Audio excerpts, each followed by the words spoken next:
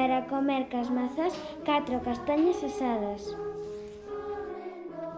É tempo de outono, sopa, caldo e comida quente, cabazas, mazás, uvas e castañas. E que boa idea sería ter unhas cantas receitas con estes alimentos. Por iso, puxémonos todos mans á obra e fixemos receitas, moitas receitas.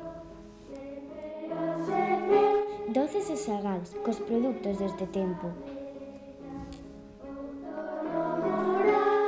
Aquí vai unha mostra. Mira de cantas fixemos.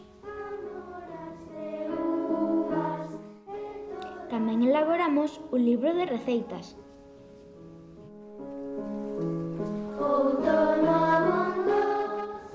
Animádevos a facelas, están deliciosas.